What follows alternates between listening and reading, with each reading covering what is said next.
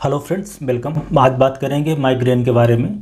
Migraine के कारण, लक्षण और इलाज को समझेंगे और इससे कैसे बचा जा सकता है, इस पे भी थोड़ी सी बात करेंगे। माइग्रेन की बात करें तो लगभग ये 10% लोग इससे अफेक्टेड रहते हैं। महिलाओं में थोड़ा सा ज़्यादा है और पुरुषों में कम होता है। माइग्रेन के साथ अच्छी बात यह है कि बढ़ती उम्र के साथ ये धीरे धीरे कम होता जाता है। जो इसकी मेन एज है जिसमें ये होता है, ये 20 से 40 साल के बीच में होता है। कारण इसके अलग अलग हो सकते हैं, उसको भी हम लोग समझेंगे। सबसे पहले माइग्रेन के दर्द को कैसे पहचानना है। माइग्रेन दर्द के जैसा प्रेजेंट करता है, सिर दर्द के जैसा। अब सिर दर्द के बहुत सारे कारण हो सकते हैं, जैसे कि टेंशन हेडक है, क्लस्टर हेडक है, साइनस के अंदर इन्फेक्शन के कारण हो सकता है, ब्लड प्रेशर के कारण हेडक हो सकता है। हेडक मेनिंजाइटिस में होता है, मतलब ब्रेन के अंदर इन्फेक्शन हो जाए, ब्रेन के अंदर कभी इस्कीमिया के कारण ब्रेन में डैमेज हो जाए या हेमरेज हो जाए। कुछ केसेस में ब्रेन के ट्यूमर भी हो सकता है। जो माइग्रेन का दर्द इस सेंस में अलग है कि इसमें दर्द के अलावा दूसरे भी लक्षण आते हैं, जैसे कि पेशेंट को उल्टी आना, उल्टी का सेंसेशन आना, और इसके अलावा फोटोफोबिया होता है, साउंड से फोबिया होता है। मतलब कि वो ज़्यादा तेज़ धूप में या ज़्यादा तेज़ लाइट में, ज़्यादा तेज़ साउंड में पेशेंट को ज़्यादा तकलीफ़ होती है, सेंसिटिविटी होती है।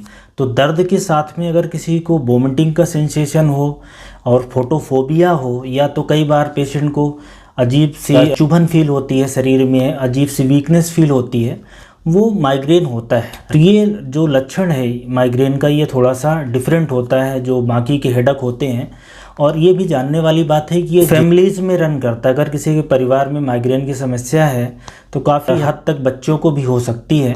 और रिकरेंट इसके एपिसोड्स आते हैं, कुछ लोगों में महीने में 1-2 बार आ सकता है, कुछ लोगों में 2-4 महीने में 1-आध बार आ सकता है। तो ये रिकरेंट रहता है और इसका जो एपिसोड्स है वो 4 घंटे से लेके 72 आवर तक हो सकता है, मतलब 2 दिन तक, 3 दिन तक भी रह सकता है। अब इसके थोड़ा सा पहले समझ लेते हैं रिस्क फैक्टर, इनको ज़्यादा होने की संभावना है, और ट्रिगर्स के बारे में जानेंगे कि एक्चुअली माइग्रेन के ट्रिगर्स क्या होते हैं। इसको जानना जरूरी है क्योंकि ये इलाज और बचाव दोनों में काम आएंगे। तो होने की संभावनाएं ज़्यादातर ये यंग एज में, जैसा कि मैंने बताया कि 20 से 40 साल के बीच में महिलाओं में थोड़ी ज़्यादा रहती है। और इसमें एक ट्रिगर्स होता है। ट्रिगर का क्या मतलब होता है कि कोई ऐसी चीज़ जो माइग्रेन को स्टिमुलेट करती है, माइग्रेन हो जाए उसके लिए प्रेरित करती है, राइट। अब वो कोई भी चीज़ हो सकती है, बहुत सारी चीज़ें होती हैं, लेकिन हर आदमी में अलग अलग होती हैं। ये ट्रिगर्स लगभग 70% लोगों को मिल जाता है अगर वो अच्छे से अपने ट्रिगर को आइडेंटिफाई करें तो। इसलिए जानना ज़रूरी है क्योंकि ये बचाव में काम आएगा। तो अगर किसी को माइग्रेन है तो सबसे पहले वो कापी पेन उठाएं और अपने बीमारी के पैटर्न को समझें कि कौन सी चीज़ से उनको ये ट्रिगर आया है, किस कारण से ये माइग्रेन की समस्या हुई है, वो बचाव में काम आएगा, राइट। तो अगर ट्रिगर्स की बात करें तो सबसे बड़ा ट्रिगर्स है टेंशन। किसी भी तरह का स्ट्रेस हो, स्ट्रेस अराउंड 80% लोगों में ट्रिगर का काम करता है।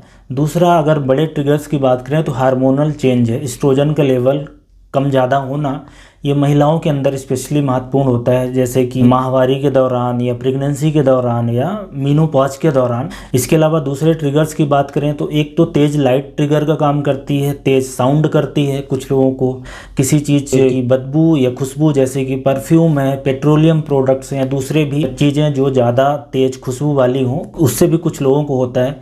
इसके अलावा फूड आइटम भी कुछ लोगों को स्टिमुलेट करता है कि उनको माइग्रेन हो जाए। एक फूड आइटम जैसे चॉकलेट है, काफ़ी लोगों को करती है, इसके अंदर MSG डला होता है, या कुछ ऐसे खाने जिसके अंदर एस्पार्टामिन डला हो, वो भी ट्रिगर के जैसा काम करता है। कुछ लोगों को ज़्यादा एक्सरसाइज करने के बाद माइग्रेन का अटैक आता है, कुछ लोगों को ज़्यादा सोने के बाद माइग्रेन का अटैक आता है, कुछ लोगों को ना सोने के कारण होता है, कुछ लोगों की स्लीप में डिस्टर्बेंस होने के कारण, मतलब कि पूरी अगर उनकी नींद नहीं हो पाई है तो माइग्रेन का अटैक आ जाता है। कुछ लोगों का जो माइग्रेन है वो मील स्किप करने के कारण हो सकता है, कि जैसा उनका रेगुलर खाने का पैटर्न है, अगर वो डिस्टर्ब होता है तो माइग्रेन का अटैक आ जाता है। रेगुलर सोने के पैटर्न में डिस्टर्बेंस होता है तो माइग्रेन का अटैक आ जाता है।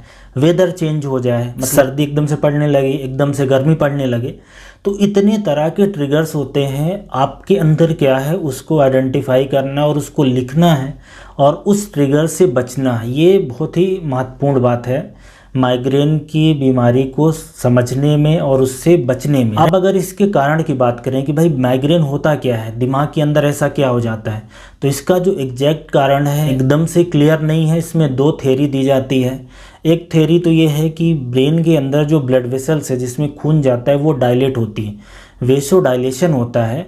और दूसरा कारण ये पाया गया है कि जो ब्रेन के अंदर न्यूरोट्रांसमीटर होते हैं, जो न्यूरोनल सिग्नल होते हैं, उसमें गड़बड़ होता है। एक इसमें सेरोटोनिन रिसेप्टर है और एक दूसरा रिसेप्टर अभी देखने को मिला है जिसको हम लोग बोलते हैं CGRP, calcitonin gene related peptide. इन दोनों में बदलाव के कारण ये बीमारी आती है। अब स्पेशली ये सेरोटोनिन और दूसरा जो वेसोडाइलेशन, इसको जानना इसलिए ज़रूरी है क्योंकि हमारी जो एलोपैथी की मेडिसिन है, जो अक्यूट अटैक को बचाने के लिए दी जाती है या प्रिवेंशन के लिए दी जाती है, ये इन्हीं पे बेस्ड रहती हैं। कुछ वेसो कंस्ट्रक्शन कराती हैं और कुछ जो सेरोटोनिन का लेवल है उसको मॉड्यूलेट करती हैं। तो ये जानने वाली बात है। थोड़ी सी बात करते हैं माइग्रेन के सिम्टम्स को। सिम्टम्स तो जैसा कि मैंने शुरू में बताया कि बहुत तेज़ दर्द होता है जो एक साइड में। हमेशा ध्यान रखना है कि माइग्रेन का जो पेशेंट रहता है उसके 50% केसेस में ही ऐसा होगा कि एक साइड में दर्द हो। कुछ लोगों को दोनों साइड में हो सकता है और कुछ लोगों को सिर के ऊपर भी हो सकता है। तो क्लासिकल केस में एक साइड में होता है, जिसको इसलिए हम लोग अर्धकपारी भी बोला जाता है या अर्ध सीसी भी बोला जाता है।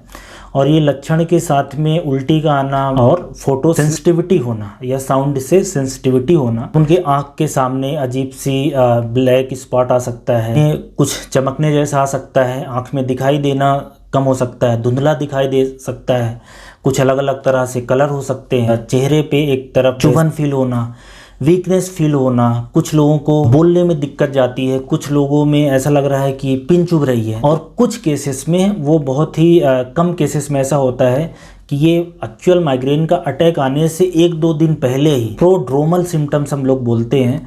वो सिम्टम्स ऐसा होता है कि पेशेंट के मूड में स्विंग होना, कभी डिप्रेशन फील होना या एंग्जाइटी फील होना, खाने के पैटर्न में बदलाव फील करना, वीकनेस फील करना, कुछ लोगों को कॉन्स्टिपेशन होता है, बार बार पेशाब करने जाना। तो ये प्रोड्रोमल सिम्टम्स है, वो कुछ पेशेंट में आता है, लेकिन जो एक्चुअल माइग्रेन का अटैक है उसको प्रिवेंट करने में हेल्पफुल हो सकता है। अब आ जाते हैं माइग्रेन के इलाज के बारे में बात करते हैं। माइग्रेन का इलाज एक हो सकता है जो आप ट्रिगर को आइडेंटिफाई करेंगे और उससे बचेंगे। दूसरा इलाज हमारे पास घरेलू है और तीसरा इलाज है दवाइयों वाला।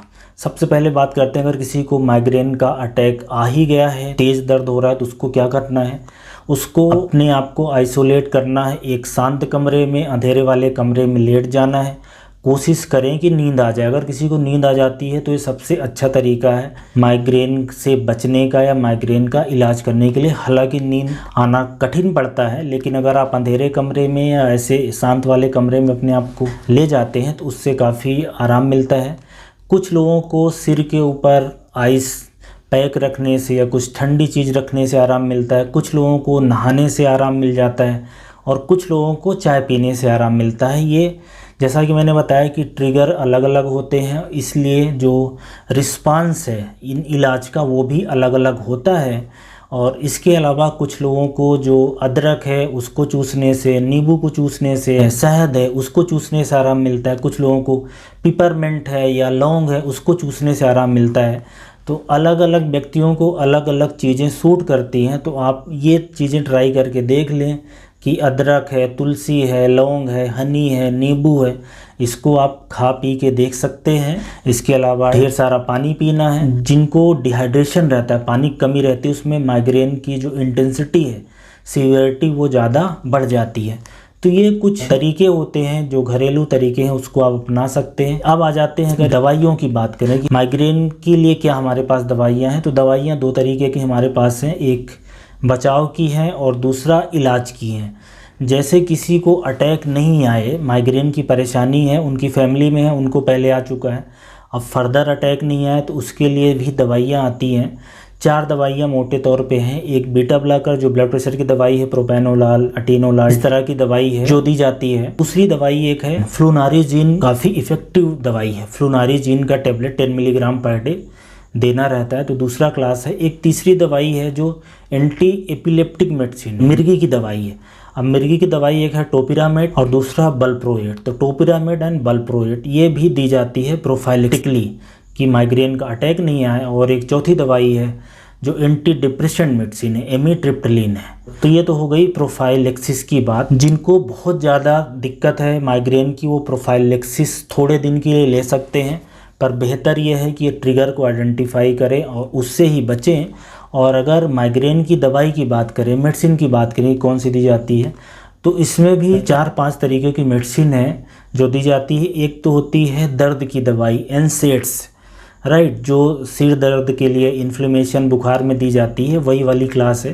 तो इसमें एस्प्रिन है, एस्प्रिन को पानी में घोल के पीना रहता है। वो अगर किसी को हल्का माइग्रेन है उस केसेस में सूट कर, लेकिन अगर माइग्रेन के साथ उल्टी आ रही है, फोटोफोबिया है, उस केसेस में फिर ये एनसेड्स अकेले काम नहीं करेगी। तो एस्प्रिन है, पैरासीटामॉल है, नेप्रोक्सेन है, ये एनसेड्स के एग्जाम्पल हो गए।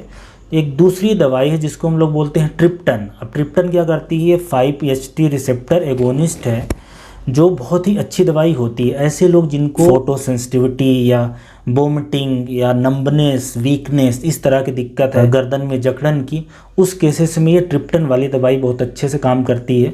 बेसिकली ये जो ब्रेन के अंदर जो वेसो डायलेशन हुआ है उसको कॉन्स्ट्रिक्शन कर देती है, वेसो कॉन्स्ट्रिक्शन कराती है। अब इसके जो साल्ट की अगर मैं बात करूं, सुमाट्रिप्टन, एम्लोट्रिप्टन, रिजाट्रिप्टन, नेराट्रिप्टन, ये ट्रिप्टन क्लास की मेडिसिन है।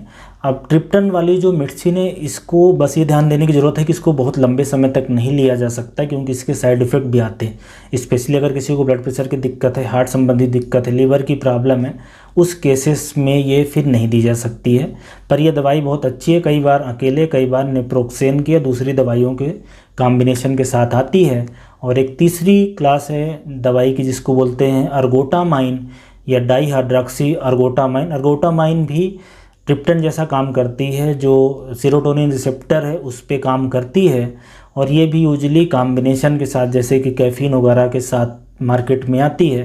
कैफीन, पैरासीटामॉल, अर्गोटामाइन का कॉम्बिनेशन बहुत पॉपुलर है। और एक चौथी दवाई है जो एंटी एमेटिक है, मतलब कि जिनको ज़्यादा वोमिटिंग की दिक्कत आती है या ज़्यादा मितली आ रही है, उस केसेस में एंटी एमेटिक मेडिसिन है। अब एंटी एमेटिक मेडिसिन में मेटाक्लोप्रामाइड है, इसके अलावा डोमपेरिडान, प्रोमिथाजीन है, क्लोरप्रोमाजीन है, प्रोक्लोरपिराजीन है। तो ये दवाइयों के कॉम्बिनेशन रहते हैं। तो अगर कोई को अक्यूट अटैक आया है, उस केसेस में सीवियर हेडेक है, उस केसेस में वो एक कोई मेडिसिन आइडेंटिफाई कर ले कि कौन उसको सूट करती है, और वही दवाई जब भी अटैक आए खाए। कोशिश तो ये करना है कि बचना है, लेकिन अगर बच नहीं सकते, कई बार ऐसी कंडीशन रहती है कि माइग्रेन आता ही है, उस केसेस में आप कॉम्बिनेशन को आइडेंटिफाई कर लें कि कौन सा कॉम्बिनेशन आपको सबसे ज़्यादा सूट करता है, और वो वाला कॉम्बिनेशन आप ले सकते हैं। जैसे कि कैफीन के साथ है अर्गोटामाइन, पैरासीटामॉल के साथ में प्रोक्लोरपिराजीन, इसका कॉम्बिनेशन आता है। बहुत सारी दवाइयाँ हैं, जैसे कि वेसोग्रेन है, वेसोग्रेन के अंदर 4 दवाइयाँ हैं, आप इसको ट्राई कर सकते हैं। अलग अलग नाम से आएगी, ईग्रेन, एंटीग्रेन, माइग्रेन, माइग्रारेस्ट, राइट, न्यूरोमॉल प्लस। तो ये 4 दवाइयाँ, कैफीन, अर्गोटामाइन, पैरासीटामॉल, प्रोक्लोरपिराजीन, ये कॉम्बिनेशन है। या एक कॉम्बिनेशन जैसे कि डोमपेरिडान, फ्लुनारिजीन और पैरासीटामॉल का आता है, इसको भी ट्राई कर सकते हैं। यह एक ट्रिप्टन वाला कॉम्बिनेशन है, सुमाट्रिप्टन है या नेराट्रिप्टन है, इसको भी आप ट्राई कर सकते हैं। जो सूट करे वो वाली आप दवाई ले लें। प्रोफाइलेक्सिस की लेने की ज़रूरत नहीं है, लेना है तो आप डॉक्टर को दिखा के ही लें। ऐसे केसेस में प्रोफाइलेक्सिस ले सकते हैं जब बहुत ज़्यादा दिक्कत हो, वैसे नॉर्मल केस में बचें तो ही बेहतर है। अगर मुझे बचाव के बारे में बात करना हो कि माइग्रेन से कैसे बचा जा सकता है, तो माइग्रेन से ऐसे बचा जा सकता है कि ये कोई बहुत ऐसी घातक बीमारी नहीं है, इसके 2-4 ही रिस्क रहते हैं, कॉम्प्लिकेशन रहते हैं। अगर बार बार किसी को अटैक आता है तो कई बार स्ट्रोक की समस्याएं बढ़ जाती है, ऐसा स्टडीज में मिला है। कई बार जो मानसिक बीमारी है, एंजाइटी, डिप्रेशन, मैनिया, इन सब की शिकायत बढ़ जाती है। वैसे और बहुत ज़्यादा कोई सीरियस प्रॉब्लम इस माइग्रेन से नहीं होती, और उम्र के साथ माइग्रेन ठीक होता जाता है। ट्रिगर को आइडेंटिफाई करें, जैसे कि तेज़ लाइट, तेज़ साउंड, कुछ तीखा खाना या कुछ मार्केट का खाना, या ज़्यादा सोने से, कम सोने से, खाना स्किप करने से, अच्छे से नींद नहीं लेने से, इनसे होता है। तो इन सब से बचें, वही तरीका है। कुछ सुगंधित चीज़ों से कई बार ट्रिगर हो सकता है, टेंशन से बचें। तो यही सारी चीज़ें बचने का तरीका है। खूब सारा पानी पिएं, अच्छी नींद लें, 8 घंटे की, समय पे खाएं, समय पे सोएं, ज़्यादा खुश रहने की कोशिश करें। माइग्रेन का ज़रा सा भी लक्षण फील होता है तो काम तुरंत बंद कर दें, अपने आप को एकांत कमरे में, शांत कमरे में लेट जाएं, सोने की कोशिश करें। और कोई भी दवाई जिसमें पैरासीटामॉल, कैफीन, एर्गोटामाइन या ट्रिप्टन ग्रुप की मेडिसिन या डोमपेरिडान या इस तरह की कोई जो मेडिसिन है उनका कॉम्बिनेशन आप घर पे रखे रहें, उसको खा लें। धीरे धीरे ये बीमारी अपने आप सेटल्ड हो जाएगी।